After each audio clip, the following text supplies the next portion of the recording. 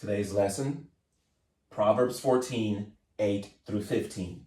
And I'm going to rename it A Tale of One Person. And this will make sense whenever I flip the chart over. This is summing up the lesson. A wise person is sensible. This person, they listen to their parents, they go to school, they study hard, they don't drink, they don't smoke, they don't do anything illegal. Whereas the fool, they do things that fall into the stupidity category. They don't listen to their parents. They go to school, but they don't study. They say, you know what, let me go drink. Let me go do some drugs. A wise person in the house, it will flourish, meaning there'll be peace, there'll be prosperity. It doesn't mean that you'll be rich. It doesn't mean that you'll never have any disagreements. But everybody gets along with everybody. Everybody loves the Lord. Everybody is praying together. You're having Bible study together. Whereas the fool, the house is destroyed. There's yelling, there's screaming.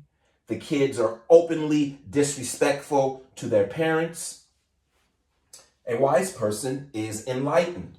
Whenever they have to make decisions, they pray, Father, God in heaven, please give me guidance. And because they pray, because they're reading the word, because they're asking God for guidance, they will be enlightened as to do the right thing. Whereas the fool is deceived. They might think, I need some money, so I'll go rob a bank. That's deception, because we know that that's wrong. There will be a prosperous life with a wise person. Doesn't mean that they'll be rich, but it means that ultimately everything that God has in store for them, they will achieve. Whereas the fool will receive an untimely, painful death.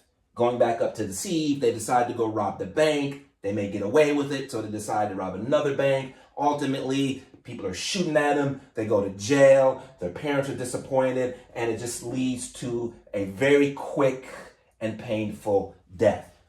At first glance, this appears to be two different people. But now I'm going to explain the title, A Tale of One Person.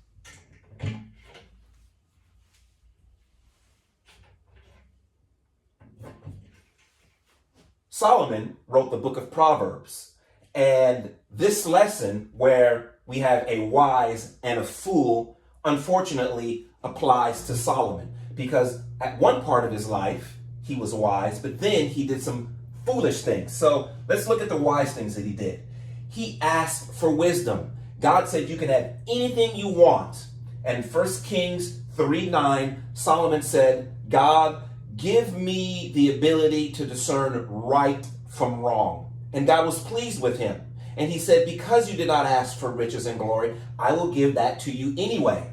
But then Solomon, a little bit later, he took many wives. And Deuteronomy 7:17 says, do not be like the foreign kings and take many wives. Unfortunately, Solomon did not listen. In 1 Kings 11, he had many wives, up to 700.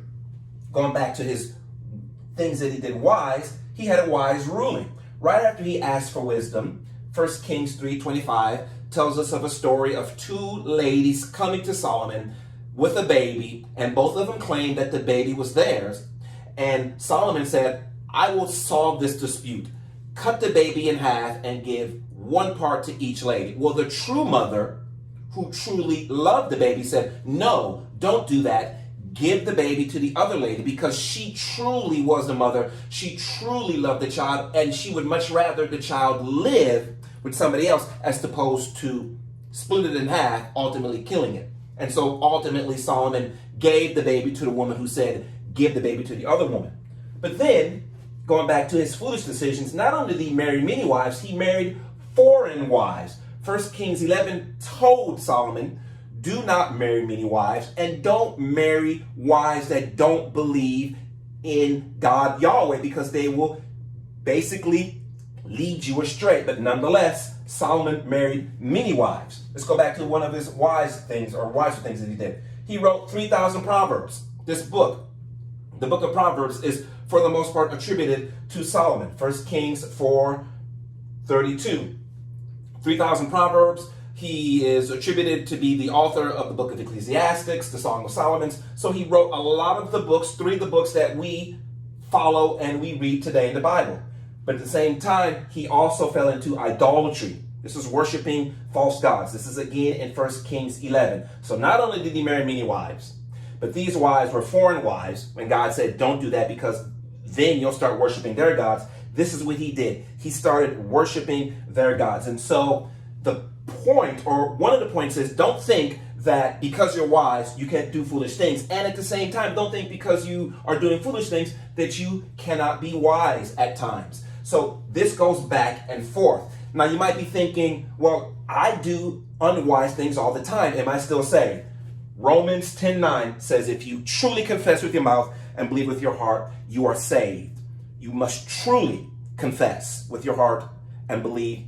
Confess with your mouth and believe with your heart, you'll be saved. So you can't lose your salvation. So don't think because at times you do foolish things that you'll lose your salvation. You cannot.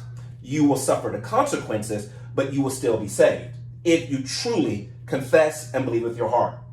But then the question is, how do I keep from being wise and going to the fool, since this is a two-way street? Well, once again, Solomon gives us the answer, and it's the answer to life.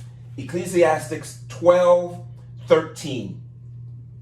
A way that you can ensure that you will never become a fool is fear God and keep his commandments. It's that simple. Fear God and keep his commandments, and you do not have to worry about becoming a fool. But if you do foolish things, again, fear God and keep his commandments, and that will put you back on the track of being wise.